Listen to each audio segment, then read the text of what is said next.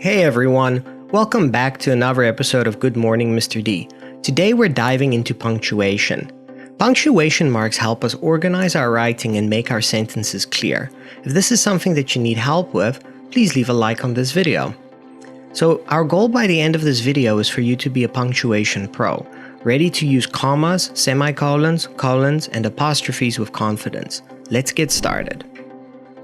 First up, the comma. One of the most commonly used punctuation marks. Commas help separate ideas, making writing easier to read. Here are 4 key rules for using commas correctly. First rule is when we separate items in a list. For example, I bought apples, comma, bananas, comma, oranges, comma, and grapes. We use a comma between each item. The last comma before the word "and" is called an Oxford comma. It's optional, but highly recommended. We also use commas before conjunctions in compound sentences. For example, I wanted to go outside, comma, but it started raining. In this example, we placed a comma before the word but generally you will put a comma before your fanboys words. If you don't know what the fanboys words are for conjunctions, check out my latest video on conjunctions. We also use commas after introductory elements. For example, after the game, comma, we went out for ice cream. You use a comma after an introductory word, phrase, or clause. And finally, we use a comma when we're setting off extra information. For example, my teacher, comma, Mrs. Johnson, comma again, is very kind.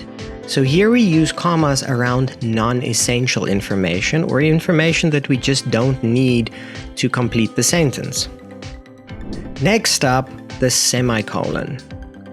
This mark is like a mix of a comma and a period. It joins related ideas without using a conjunction. There are 2 ways we can use the semicolon. The first is to connect closely related sentences. For example, I have a big test tomorrow, semicolon. I need to study tonight. Both parts could be separate sentences, but they are closely related, so a semicolon works very well. And the second way is in lists with commas. For example, I've traveled to Paris, comma, France.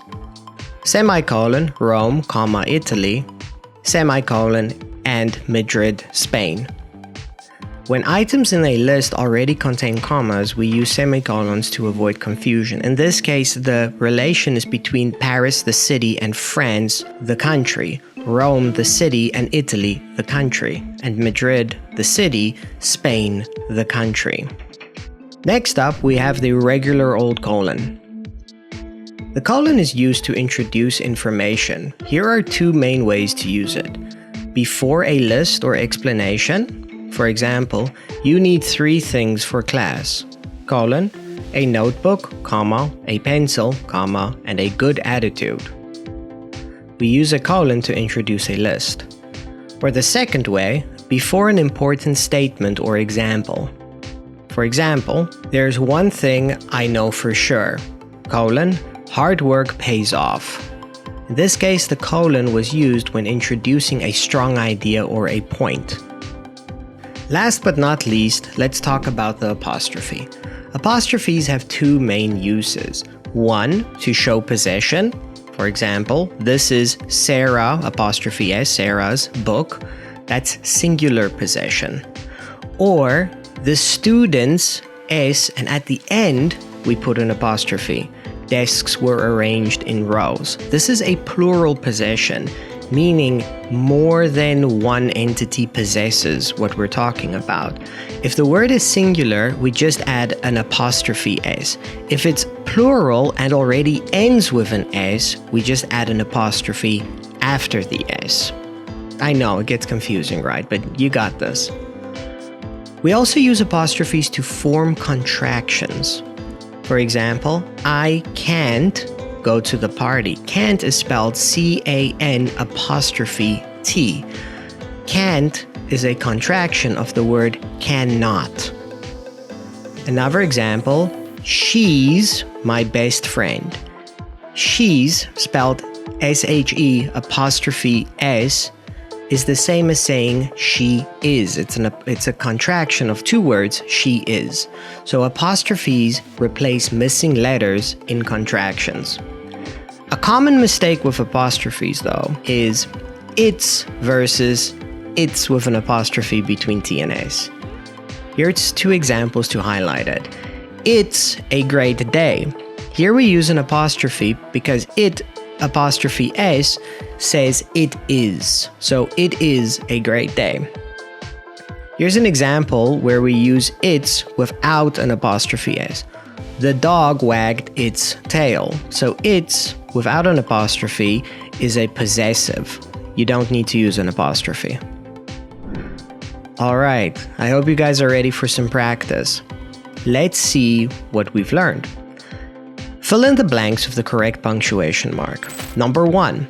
I have 3 favorite colors. Blank, blue, comma, green, comma, and purple. Number 2. We visited New York, comma, USA, blank, London, comma, England, blank, and Tokyo, comma, Japan. Number 3. She bought apples, blank, bananas, blank, and grapes at the store. Number 4. That is my brother, blank S, car. That one kind of gives you a hint on what the answer is, right? And that's a wrap on punctuation. Remember, commas separate ideas. Semicolons join related thoughts. Colons introduce information, and apostrophes show possession or form contractions. If you found this video useful, give it a thumbs up, drop a comment, and subscribe for more grammar tips. See you in the next episode.